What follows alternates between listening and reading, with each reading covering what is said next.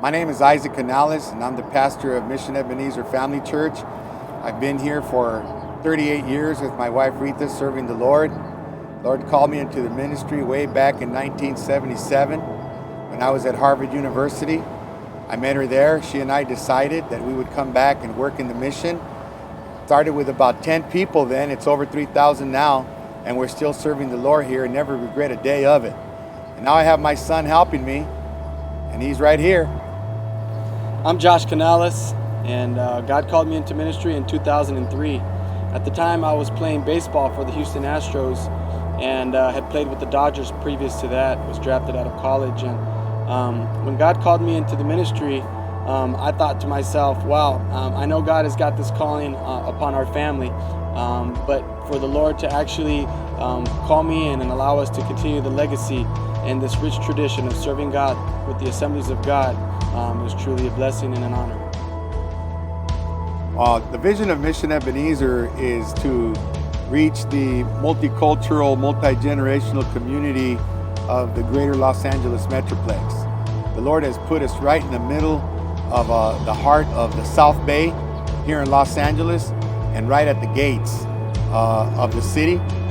We're directly connected to the major arteries, Freeway 110, Freeway 405, Freeway 105, all the freeways of Los Angeles and Southern California connect right here on this corner, Figueroa and Torrance Boulevard, right here on this 7-acre property at Mission Ebenezor. So, the Lord has placed us here to get a hold of as many of the cultures of Los Angeles as we can, basically being bilingual, Spanish and English. That's our main vision. It's also directed to the family, and not only to the family, but in a Pentecostal way. So we take great pride in being Pentecostal and staying Pentecostal and believing that God has called us in a Pentecostal way to reach this great city. With the loan with the AGFS, Mission Ebenezor Family Church was able to put money back into the ministry.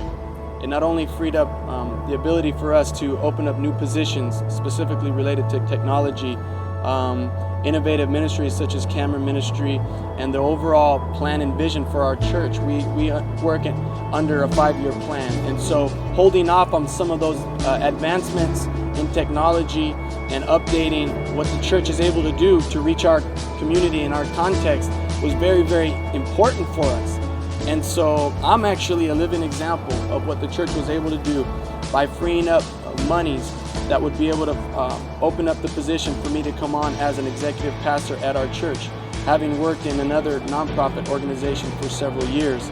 And so for me, it's a dream come true to be able to come alongside my father and serve in ministry and to bring a more organizational and represent the next generation of pastors and ministers for our church.